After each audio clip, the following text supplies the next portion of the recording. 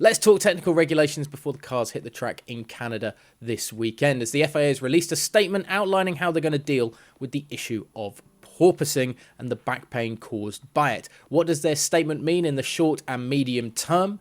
How is it going to affect teams perhaps like Mercedes, who've really been struggling with the issue? And what has been some of the reaction in the world of Formula One? Sit back, settle in. We'll explain it all here at GPFans as we kick off the Friday of the Canadian Grand Prix.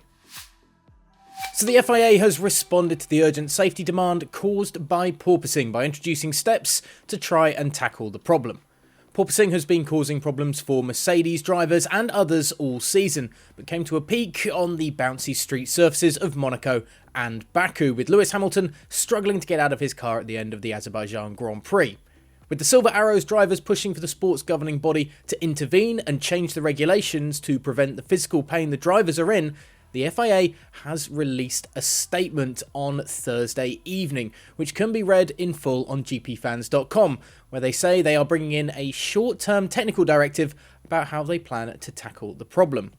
This includes closer scrutiny of the plank and skids, both in terms of their design and the observed wear, the definition of a metric based on the car's vertical acceleration that will give a quantitative limit for an acceptable level of vertical oscillations. The statement goes on to say that the FIA will convene a technical meeting with the teams in order to define measures that will reduce the propensity of cars to exhibit the phenomenon in the medium term.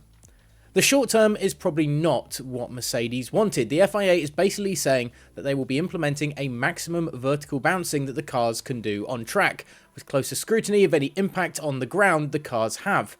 In order for a team like Mercedes, who are suffering from the issue more than others, to not go over the maximum limit for bouncing, they will likely have to raise the ride height of their car, limiting performance. So, although the FIA is intervening as has been called for, they currently are just setting a bar for bouncing rather than enforcing a change in the car specifications to help the team deal with the issue while maintaining their performance. Interesting indeed.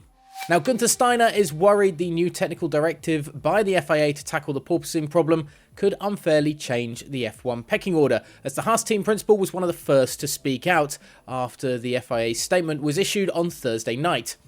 It's understood that cars that fail to meet the restrictions on bouncing that are being introduced by the sport's governing body this weekend in FP1 and 2 will be forced to change their setup to meet the regulations by FP3. If the car fails still to hit those targets in the final practice session, then it will be classed as dangerous and not allowed to participate across the rest of the weekend.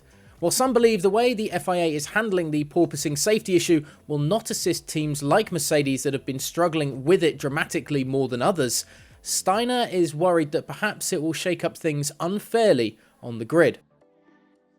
Some of the cars are pretty bad, but there is a solution. Just raise the ride height, but then you go slow. Who wants to go slow? Said Steiner. Something like this, you change something fundamentally and it could change the pecking order completely. Is that really fair? Yes, it's a safety factor, but just raise your ride height. The measurement of this is to find where it's dangerous without changing the regulations, to find the limit of something.